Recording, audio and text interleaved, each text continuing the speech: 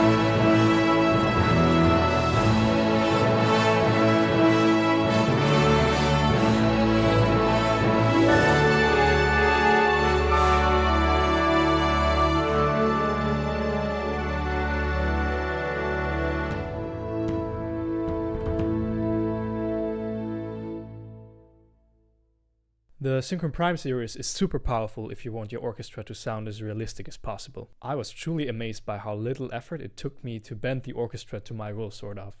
Jan Walter and Adam Sporka masterfully found a perfect balance between authentic medieval tunes on the one side and orchestral cinematic music on the other side. The result is a soundtrack that seamlessly blends the historically accurate open world with a strong cinematic narrative of the story. How the hell did they manage to do that? For this purpose, let's dive a little further into the track and analyze it.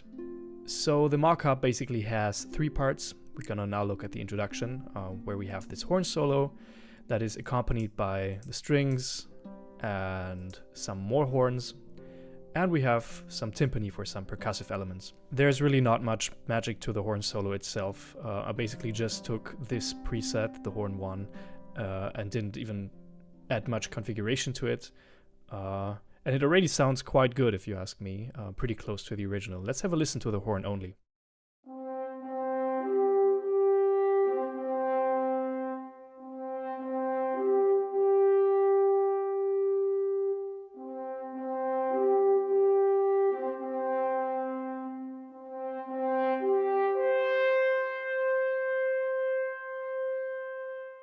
Basically, all I did with the horn was taking the preset, as I already mentioned, EQing it a little bit to give it a little more character, and I also added some saturation to it and a nice analog EQ plugin to give it a little analog warmth, but that's basically it.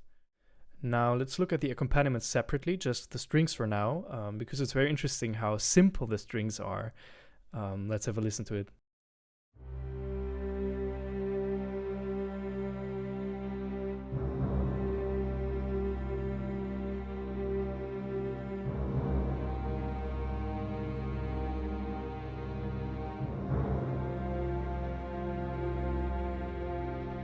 It's only when we add the horns that the beginning gets this characteristic dissonant color. Now let's listen again, but with the horns.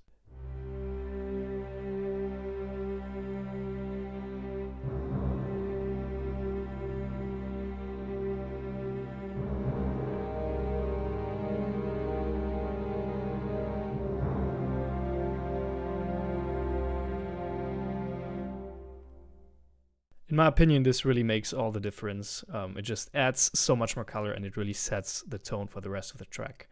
Now let's jump to the build-up part and let's look at every instrument group individually, because then you can really see how every element is connected to each other. This is only the strings now, and let me show you what they do.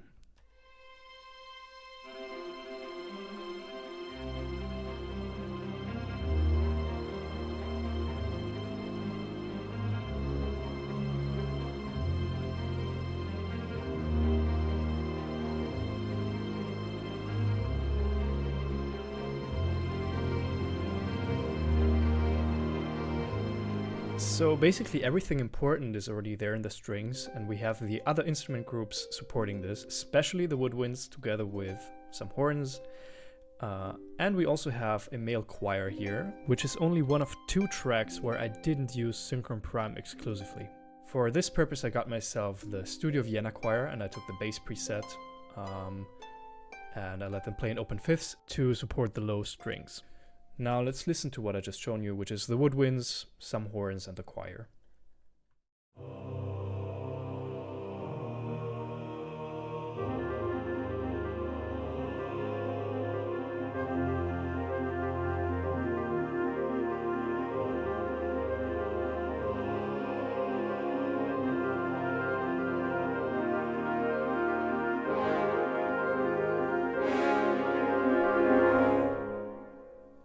Now before we talk about the brass, let's have a quick look at percussion and harp. For percussion I basically just use bass drum and concert toms, but I can really recommend you choosing one of those very nice presets. For example, this one makes your percussion really big, or makes the concert toms really big and powerful. Same with the bass drum, there is a nice compression and reverb preset that just gives the bass drum a little more power. I didn't do much with the harp, it's really just the preset it came with. I didn't use any plugins on that. However, I mixed it in a way that is really in the background. You really don't want to hear it that much, because that's also how it is in the original track. Let me give you an idea of what it sounds like together.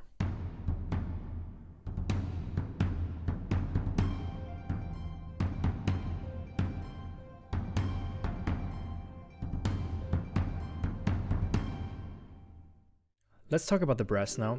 It was the most complicated thing to do because it's also the most prominent thing, the most important thing. It is really the backbone of the entire track. As you can see, I use different tracks for different articulations, staccato versus long notes, because I'm very lazy. And that's the lazy way to do it. You can also do it with key switches, of course. But yeah, I didn't do it because it's faster this way and also better to show for a video like this. Arrangement-wise, nothing complex is going on here. We just have chords supporting the build-up here. And here we already have the third part, the new part, which we haven't talked about yet, where the melody is in the horns and in the trumpets, and the accompaniment is in the trombones. Similarly to the staccato articulations, which I put on separate tracks, I also put some accents in the trumpets on a separate track, because I think those parts in the melody deserved a little more highlight, a little more prominence. And there we go, brass only, the remaining bars from the build-up section here, and the new part with the melody in the trumpets and in the horns, the big fanfare.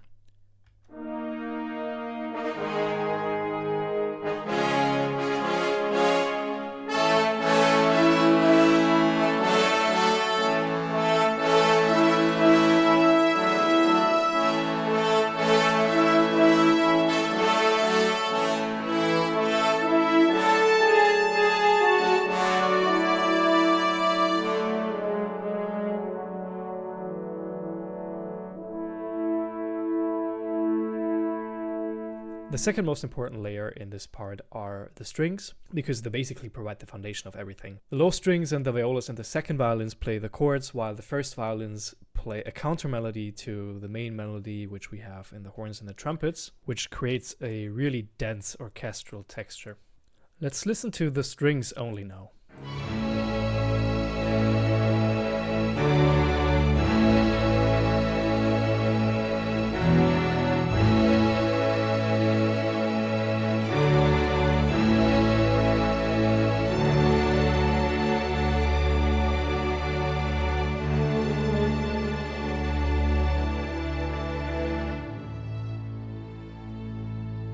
So both of those layers, both brass and strings, are supported by percussion and by choir.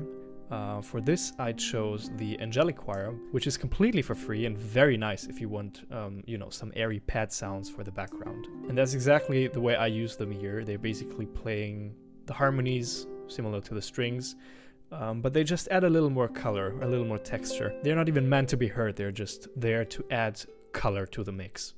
Percussion here is very important because it gives the whole track its energy. Here it's mostly timpani, as well as cymbal, both normal and suspended. At the very end we even have a little harp glissando here. And there we go with percussion and harp only.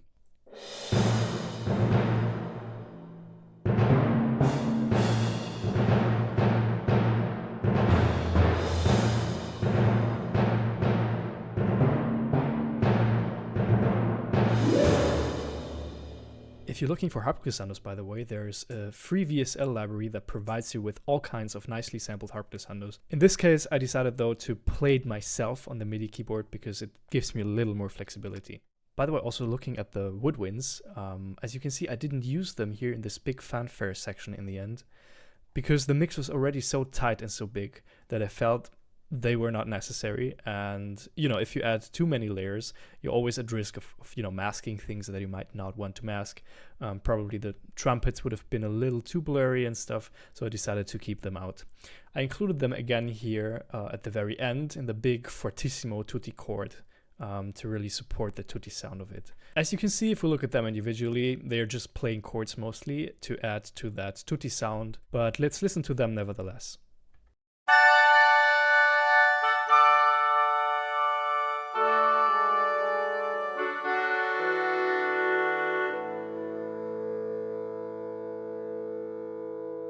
And that's basically it. I want to highlight once more that I really didn't do much to the instruments. I really just kind of took them the way they came, as you can see with the violins here, for example.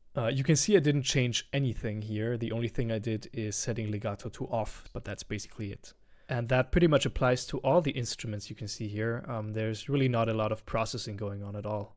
Now that we talked a little more about the arrangement, I think you start to understand how all those elements come together to create this balance between medieval tunes and orchestral tunes. One example would be this, you know, choir bass line that we had in the very beginning. Another example would be the horn melody from the opening. Military horns have been a thing throughout history, so it perfectly manages this balance between medieval sound as well as cinematic modern sound. In other words, Jan Walter wrote quite the banger.